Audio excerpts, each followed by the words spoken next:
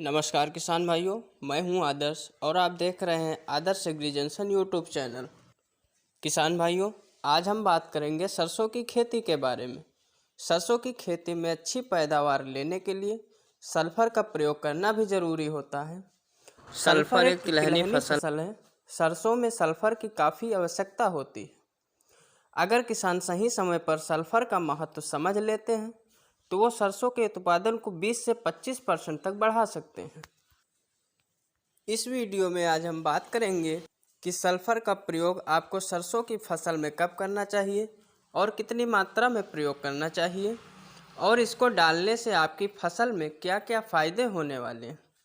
इस वीडियो को बिना स्किप किए आखिरी तक देखें और अगर आप चैनल पर नए हैं तो चैनल को सब्सक्राइब करें और पास वाली घंटी को दबाकर बेल नोटिफिकेशन ऑन कर लें, जिससे आपको इसी प्रकार की जानकारी हमारे चैनल के माध्यम से आपको मिलती रहे। तो अब हम आगे बढ़ते हैं वीडियो की तरफ। किसान भाइयों, सरसों एक तिलहनी फसल है।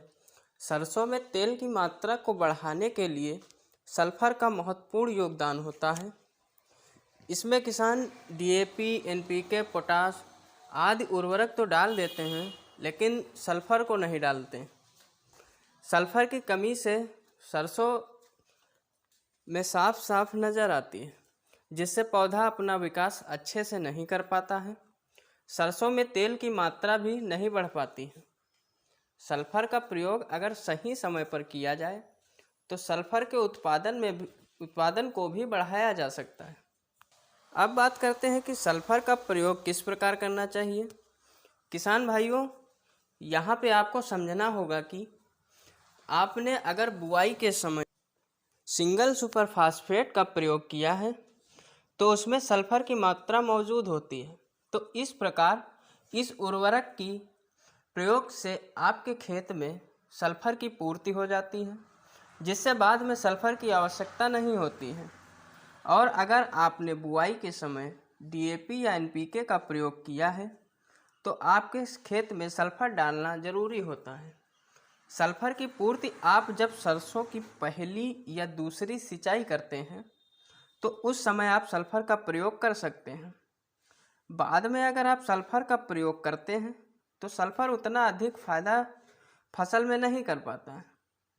अब बात करते हैं कि आपको अपनी फसल के लिए कौन सा सल्फर का प्रयोग करना चाहिए और इसकी कितनी मात्रा डालनी चाहिए।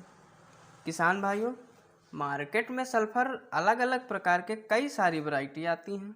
पाउडर आती है, लिक्विड आती है, दानेदार आती है, आदि कई प्रकार की सल्फर आते हैं। लेकिन आपको सल्फर दानेदार, जो कि सल्फर बेंटोनाइट के नाम से आता है, उसका प्रयोग आपको 5 किलोग्राम प्रति एकड़ की दर से करना है।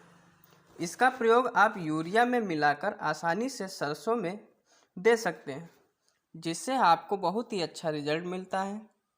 तो किसान भाइयों, अगर आप सरसों के खेत में सल्फर का सही समय पर प्रयोग करते हैं तो सरसों में उत्पादन कुछ % तक बढ़ जाता है और तेल की मात्रा में काफ़ी वृद्धि होती है।